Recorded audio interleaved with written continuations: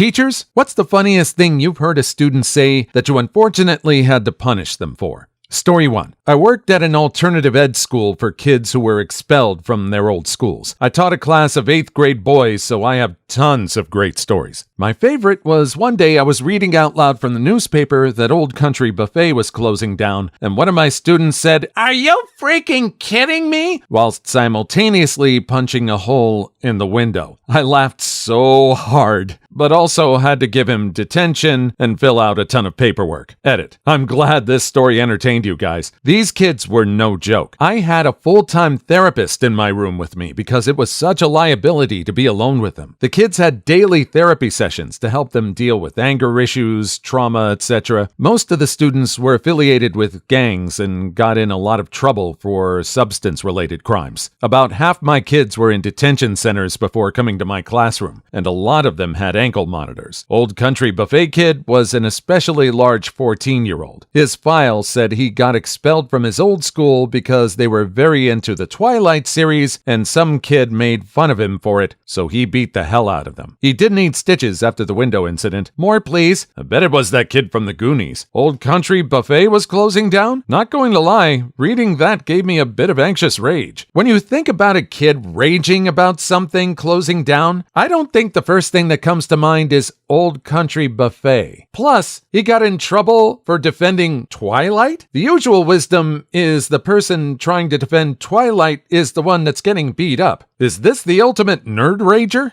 Story 2. Teaching a class of high school seniors. They were ticked about something and wouldn't let me get a word in. Worst jerkwad in the class raises his hand for probably the first time in his life, so I call on him. He says, "Thank you, Mr. L. I don't know what you're trying to tell us, but I think everyone needs to shut the hell up so you can talk." Took everything in my power not to crack up. I didn't get him in trouble. He won a place in my heart that day. Seeing students produce quality work that even they didn't know they were capable of is hugely gratifying, and my absolute favorite thing about being a teacher. Kids telling their classmates to shut the hell up so I can teach is a close second, though. I always have a soft spot for the jerkwads. A lot of the time, they're acting up because of some other stuff in their life, and don't really need more of it from me. Some of them are still huge jerkwads, though. I really liked most of the kids who I had to discipline the most. They usually had a lot of personality. There was one boy, though, whose life did suck because I just couldn't like him. Tried to like him, was nice to him, but found out later he violated the girl he had been dating that year. That's inexcusable, no matter how messed up your parents are. Edit. A word. Ugh, I don't like the way this story ended up. The first part of the story, though, is hilarious. I love that the quiet jerk in the back is the one who ends up being the big defender of the teacher. I wonder if they were able to connect on a more personal level. Maybe they were able to have some discussions. Maybe the teacher was able to help him out. Aside from the cursing, it's a very wholesome moment.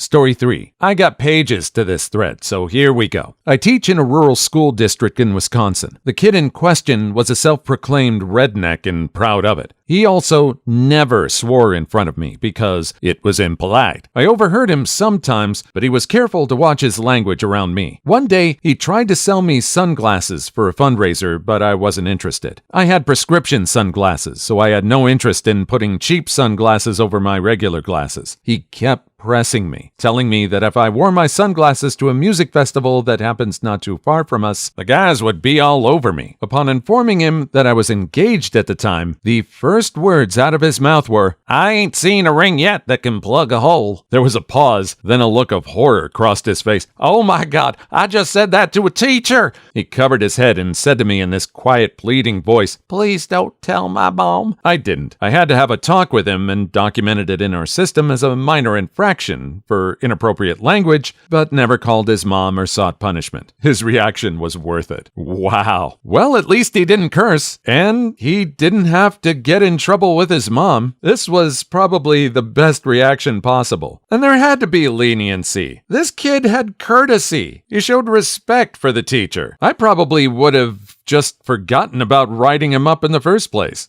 Story 4. English teacher here. Taught at a coastal school a few years ago that was incredibly isolated and therefore a little behind the times in terms of acceptable conduct. Anyway, I had a bottom-of-the-barrel 10th grade class with around 8 students in. One day, a student stops by to deliver a message from another teacher, and this cheeky but affable kid in my class who knows the visiting student says, Jack, what do you call a gay dinosaur? I don't know. Megasaurars. It was wholly inappropriate, moderately homophobic, and I ended up sending him out and giving him a detention, but I was struggling to keep myself together after he said it. It's not homophobic, though. He just made a joke. Doesn't mean he dislikes gay people for being gay. Can confirm. I'm a gay man and laughed. Hey, what do you call a lesbian dinosaur? A lictolotopus. Story 5. I teach non-native English speakers at the college level, so they don't get in trouble for misspeaking, but there are often hilarious utterances. 2 of my favorites. Student asking for a sheet of paper. Can I have a piece of sheet? Walking in well after class had started. Sorry, teacher, I got late. What? Sorry for getting late to class. Oh, I thought you said. I also teach English as a second language. The other day, a kid drew a picture of a Christmas tree with a banana over it that said, Satan. It was so enthusiastic and hilarious I couldn't even correct him. It's very telling when a kindergartner wants to crawl in your lap and snuggle after throwing a fit. Story 6. Not a teacher. Wayward parent of an equally wayward 4-year-old. I received a call from VP of my daughter's school one day while I was at work. I could tell the VP was holding back her laughter, but she tried to remain professional. Hello, your daughter acted out in class today. The children were switching from coloring to reading on the carpet. She threw her crayons down and pointedly said to the teacher, Are you freaking kidding me? My knee-jerk reaction was, Damn it! Are you freaking kidding me? It's clear where she learned this from. My second thought was, damn, I have a kid in junior kindergarten that knows how to use that phrase in the correct form. The following year, the VP is no longer at the school. We attend similar social groups and talk often. She loves to tell me that making that phone call was one of the funniest calls she's had to make as an educator. That's freaking incredible. I'm sure it just was such an adorable scene. Heck, she probably wouldn't have been reported if she had just dropped the F-bomb. I mean, if she hadn't said the F-bomb. She already dropped the F-bomb in that sentence. You know what I mean. I'm getting confused here. Story 7. I was covering for a teacher named Kathy, late in her pregnancy and due for maternity any time, who had just stepped out for a few minutes. While I was sitting next to this one 6-year-old, Wiley, we noticed that one bench among all the others was deformed in its construction. Wiley. Well, what happened to this bench? Me. I don't know, Wiley. What do you think happened to this bench? Hoping he'll see the difference in construction. Wiley. It probably broke because Kathy sat on it, since she gained a lot of weight. Me. He did see the difference in construction, so the mission was accomplished. Story 8. My mom was an elementary teacher and always had a few good ones to share. One that stands out in my head is a story about a bus ride on a field trip. Her 2nd grade students started playing some music. At one point, they started singing along, and my mom got really excited because they were spelling. They're spelling! That's so great! It took her a moment to realize what they were spelling. An entire bus filled with 7- and 8-year-olds was rolling down the road with about 40 little voices saying, "'Cause I'm a mother freaking PIMP. Edit. Ooh, my first silver. Thank you. I'll have to tell my mom that her spelling story was a hit. That hilarious mental image is one that I can't unsee, and I don't want to unsee it. Story 9. We were doing reward points at the end of the day. It was a behavioral school. One of our 1st graders sitting in the front row kept rolling a sheet of printer paper into a tube despite being reminded to put it away. When he was called to be ready to get his backpack in the hallway, he blew into the paper tube horn as loud as possible. I've never seen him so happy to get a timeout. Oh, I'm sure that sound was amazing. Little kid imitating a trumpet? Did he say afterwards that he had to make an announcement? Maybe he was just trying to get everyone's attention to break some important news. Of course, that depends on what kind of big news a 1st grader deems is big news. Story 10. I'm a teacher, but the funniest punishment I know of was not for one of my students. It was for my son. My son is the quietest kid I've ever met. He gets extremely anxious. When he was 4, his grandfather died unexpectedly, and he got even quieter. For years, he did not generally talk with schoolmates or even ask adults besides me for help. I had to explain this to his new teachers every year. By the time he was 8, it was routine to go to parent-teacher conferences and have teachers share he was a good student student, but they wished he would like to talk more. I went to a conference with his second grade teacher and she said, I need to tell you, your son got in trouble for talking to friends in class today. I asked him to stop and he still disrupted the class, so had to put his name on the board. When you get home, will you tell him how proud I am of him and give him a high five? We had one of the best times ever at family dinner that night. I'd say the same thing. Good to hear that he worked his way through his anxiety. This was so endearing to hear. Thank you for that. Story 11. I actually didn't punish this kid, though I was supposed to, but I couldn't stop laughing. So whenever my high schoolers whine about something, I say, into every life a little rain must fall, which is my polite and deliberately annoying way of saying, suck it up. By the end of the year, they're so used to it that all I have to do is say, into every life, and they roll their eyes and grumble, but at least they stop complaining. Well, one day a kid comes into my room and he's already complaining about something that hasn't even happened yet. So I say, into every life, and he says, a little rain must fall, I know. But Mrs. Danny Calliope, it's a freaking thunderstorm right now. This is golden. What did you respond with? In between laughter, I told him I was going to pretend I hadn't heard that. I love your name. It feels like something I would name my horse or a cat. No offense, it's just so creative. Story 12. This is more of something a student did. About a month ago, I heard a kid yelling, my eyes are burning. I ask him what's wrong, and he says that another kid sprayed him with something. I go to that kid, and he hands me a bottle of Warhead spray candy and says, it's just water. When I told him that water doesn't burn eyes, he replied with, well, I did put salt in it. I once had a 7th grader come into class after lunch urgently telling me that she needed to go to the nurse. Her eyes were watering, and they were all red and puffy. Turns out that she'd read online somewhere that you can get high by putting Vicks on your eyeballs. A really affluent town in Mexico had a problem years ago of kids getting drunk by pouring drops of booze in their eyes. Billboards and stuff were put up telling them to stop. Local high school had assemblies. A crazy amount of kids went blind before it was stopped. I mean, it does clear your eyes up. So wait, they're getting drunk by putting drops of booze in their eyeballs. They've got the booze. They're past the hard part. If they've got the booze, why didn't they just drink it? Well, maybe they were trying to avoid it being on their breath. But can booze on your eyeballs cause a smell? Or does it just really make your eyes red? Story 13. I had recess duty a few years ago. A kindergarten girl came running over with another girl right after her and said, she called me the B word. When I asked the second student if she called the first student the B word, she turned to the first one and said, Mother Friender doesn't start with a B. I managed to turn my laugh into a cough, but yeah, no more recess for her that day. Edited to add, holy hell, my inbox has exploded overnight. I also received my first platinum, gold, and silver ever, so thank you. I don't think the first girl ever realized Mother Friender was a swear, so she was focused on the word shrew. The child is clearly gifted if she knows that Mother Friender doesn't start with B at that age. A as in apple, B as in Mother Friender, C as in cat, B as in bad Mother Friender. That kid has been watching too much Pulp Fiction.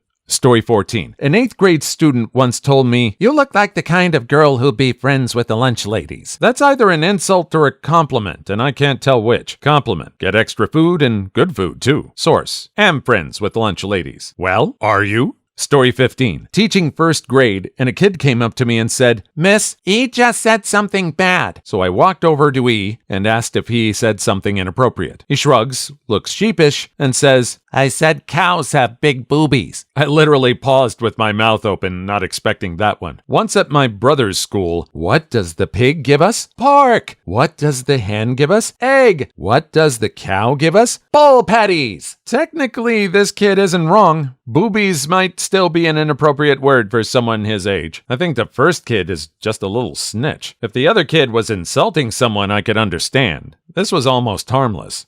Story 16. Mrs. K, how do you know if you have swamp butt? Mrs. K, I would make a terrible paid spicy companion. I have bad knees. Jose, I'm gonna grab you by the nipple hair and kick your butt. All of these are from the exact same Class. I taught freshmen a few years ago. They had some imaginations. Edit. My first silver post is a post about swamp butt and nipple hair. Here's to you, online forum. And how do you know if you have swamp butt? Also, what is swamp butt? Edit. I found an article talking about it, but this line will haunt me. It's highly possible that you could have swamp butt and not even know it until it's too late. What in the four hells? Terminal swamp butt? I think it's when your butt is sweaty. Story 17. Overheard a grade 6 student tell a group of kids in his class that if they don't take their Viagra, they wouldn't be able to please their girlfriend. It was surprising. So that's why I'm single. Never taken Viagra. Be right back. Calling my doctor. Update? He's now engaged to the doctor. Story 18. I had been painting over some Sharpie on the wall with oil paint or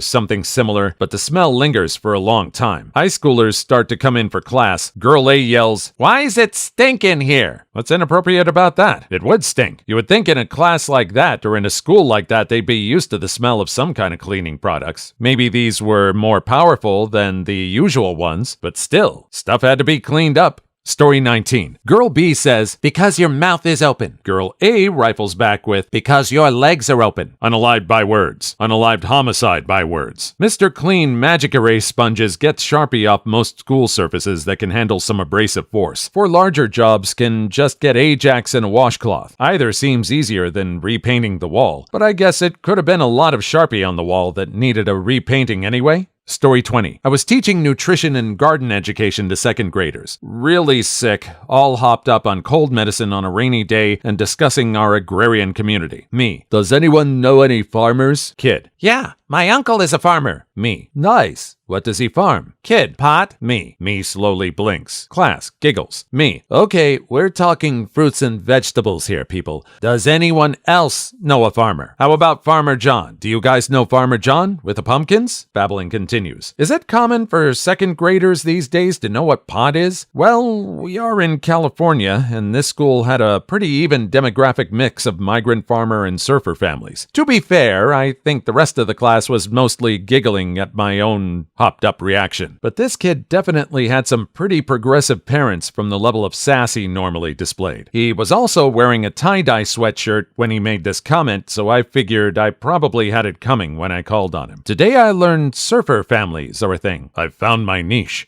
Story 21. This teacher has had 4 last names because of remarrying in the last 5 to 6 years. An 11-year-old student was wondering why this teacher has had so many names. 11-year-old. Mrs., have you been married before? Teacher. Yes. 11-year-old. Oh, so you're a party girl. The kid honestly didn't mean it to be mean. He just thought that's what you call someone who has been married a few times. Luckily, the teacher didn't take offense to it and said, well, he isn't wrong. However, his homeroom teacher wasn't as forgiving. I went through this exact thing. The teacher started off with my class married, then got divorced, and went back to her maiden name for a year, then married another teacher and took his name. This was all before 7th grade. We were so confused. To be honest, I'm afraid to call her by the wrong last name. I couldn't say with 100% certainty what her name is this year. Yeah, no need for name calling. I know that's not what he meant to say, or he didn't mean it in a derogatory way. But I can understand the point that students are making. You're supposed to call the person by their last name. If you keep changing your name, how are you supposed to keep up? At that point, all you can do is just keep a permanent place of the blackboard sectioned off so you can write the name so everyone will remember.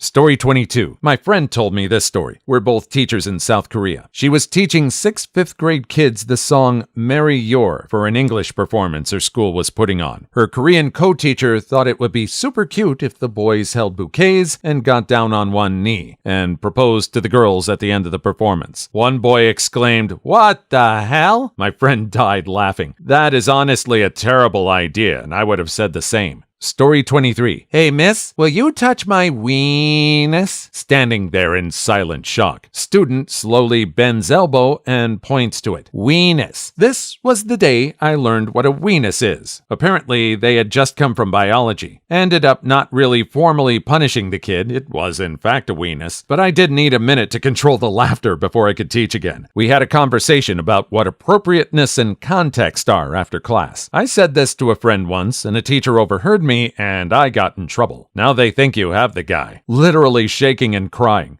Story 24. Not a teacher, but my mom is. At a private Catholic elementary school during Mass, a 4th grade boy was given the sign of peace, shaking hands with those around him and saying peace or peace be with you. And instead of saying peace, he was muttering penis under his breath. He got detention, but she said it was pretty funny and they all laughed about it later. When I was a kid, I used to say, "May the force be with you" at Mass, and also with you. I have to almost physically stop myself from responding with, "and also with you." How long did it take them to realize what this kid was actually saying? Also, I love the "May the force be with you." Haven't been to church in a while, but I would love to see how many people would react with "and also with you." May have to make a trip soon. Story 25. During our time outside, one student told multiple others that Ms. T is humping on somebody's mama. I have a hard time making the time for that with my own husband, much less somebody else's mom. It killed me to keep a straight face. I had them call their parents and repeat it because there was no way I could without giggling. This makes no sense, yet all the sense. Story 26. Kid was doodling on the whiteboard at the front of the class and I told him to cut it out because he was going to waste the marker. It was the end of the year and I didn't want to have to buy more. He grins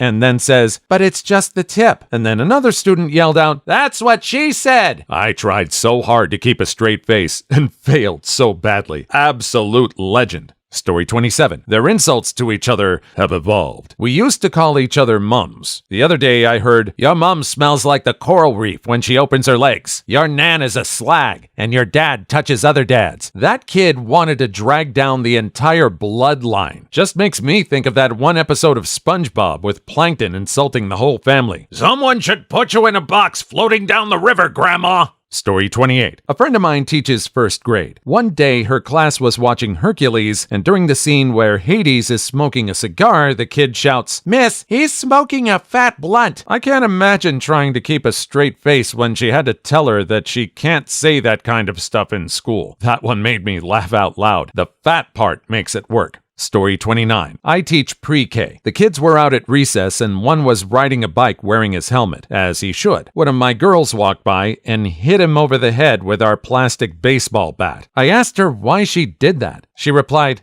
he has a helmet on." I had to turn away and snort before telling her it wasn't okay to hit anyone, even if they have a helmet. Literally every video game with friendly fire turned off ever.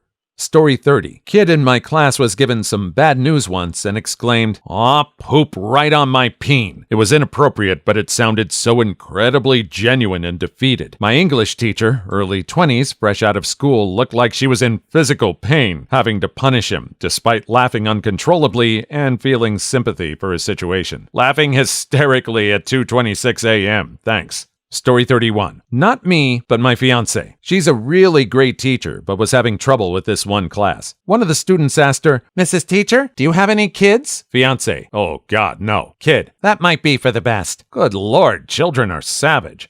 Story 32. My girlfriend is a teacher. There was a little boy in her class who was finger painting. He stops, looks at his hands, and says, "Now how the hell do I get this off?" Don't leave us hanging, original person. How the hell did he get it off? I assume with small children, the school used washable finger paints. Yes, young children have to be careful or their fingerprints will wash right off. Story 33. This was from a friend teaching 2nd grade. Kid. "Miss O, there's a bad word written in the bathroom." Teacher. "What's the word?" Kid. "It's so bad, I can't tell you." Teacher. "It's okay, you can tell the teacher." Kid. "Oh no, I can't say that word, but I'll give you a hint. It starts with S and rhymes with duck." Teacher. "Suck." Story 34. When attempting to explain the physics of leverage and moving a heavy thing, I said, "You can move it the way the Egyptians did." 1, that's historically inaccurate. 2, that's freaking hilarious. Hysterically inaccurate. Story 35. From South Korea, we were learning good at. I am good at soccer. I am good at English. Teacher, she is good at ugly. Oh, poor girl. You ain't got no alibi. Better change your name to the Burned by a Kid. Story 36. I taught literacy for an after-school program, K through 6, and it seemed like those kids had too many funny but inappropriate moments. One of my favorites? "Come on, shrews!" 1st grade girl to her classmates as they walked down the hall. Story 37. One of our students, learning disabled, dumped a glass of water on another student, also learning disabled, because "We don't have time for naps today. We have to watch a movie." I cried real tears under my desk because I could not stop laughing. Story 38. Not a teacher. My 10-year-old son was hit in the face by a girl, and instead of physical retaliation, boys don't hit girls, he asked her if she scraped her knees when she crawled out of hell. Hard to keep a straight face in that parent-teacher meeting. Story 39. Not a teacher, but in the 6th grade, I remember one of my classmates who was a wannabe gangsta, although super funny, got annoyed that our teacher was handing out papers with a new assignment on them. When she got to him, he said, "Don't give me that sheet." Everything lost it, including the teacher, but still got detention for it. Story 40. Student. Small peens matter. Me. AJ, let's keep it school appropriate. Student. Small penises matter. Couldn't help but laugh. A movement I can get behind. He's right though. Hashtag small peens matter. Story 41. Last week, I jokingly told one of my grade 8 students that he better behave because Santa was watching. He strolled away saying nonchalantly, "Santa my butt." I cracked up. Please leave your story in the comments. I would love to make a video on them in the future. Also, don't forget to like and subscribe.